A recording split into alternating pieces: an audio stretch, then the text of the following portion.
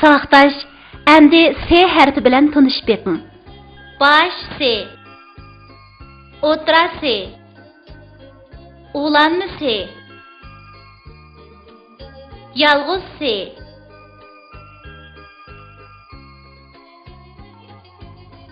Sodir polvon samsiyab uyidan chiqib ketdi.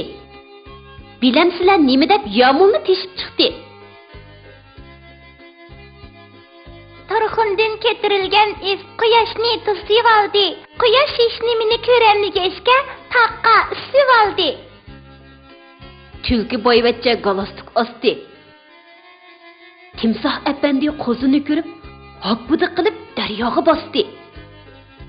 Qo'limdagi dastiki gilas, dedim o'zimga, asta qadam bas, taqda bar yo'lbas.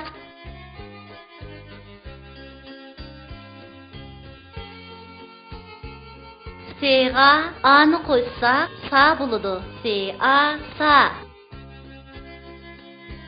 S'ga a'ni qo'ysak, sa bo'ladi. S'a sa.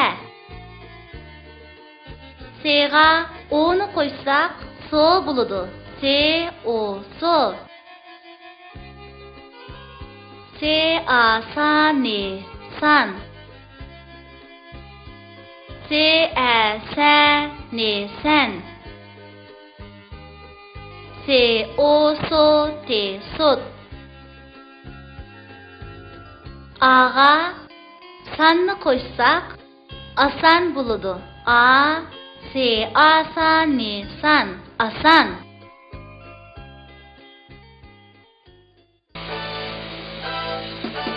Kaç kolla.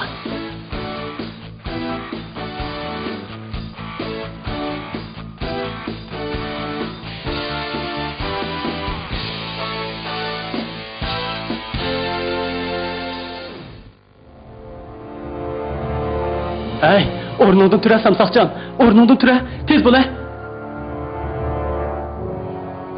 Nima?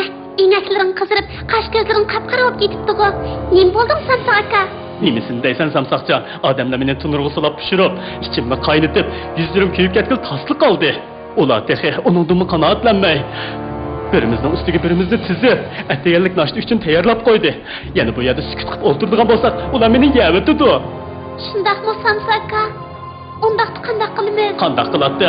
Senmi qarab turadigan bo'lsang, ular qiymikash bilan chanab, menani qitig'ini chiqarib o'tadi. Ondan qizilmush bilan aralashtirib, qizilga mayga tashlaydi. Oqibatning qanday bo'lganligini endi bilib yetgansan? Yo'q. Menda qo'rqib ketyapman.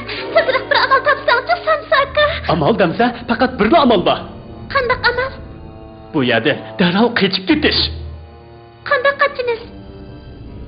Avval asta hoyliga chiqib qarab boqayli.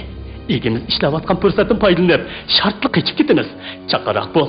Hali ulgurmay qolamiz bo'lmasa. Tez bo'l. Astroq. U hozir nima ish qilyapti? U hozir sanduq yasayapti. Biz avval sanduq ustiga chiqib sinab boqayli. Bizga diqqat qilamdi yo'q. Hey, Samsoqjon, sen kichkam chaqqan bo'lgan ekan, avval sinab boq. Ma'qul. Mayli, u bizga diqqat qilmadi. Chaqqan qochib ketayli. Oy! Azatlık'a eriştik. Biz erkinlikka chiqdik. Ey, Samsoqjon, ehtiyot qil, orqangga yon, poyezd keldi. Voy xudoyim. Aldirab qo'shal bo'lmasliging kerak edi, Samsoqjon.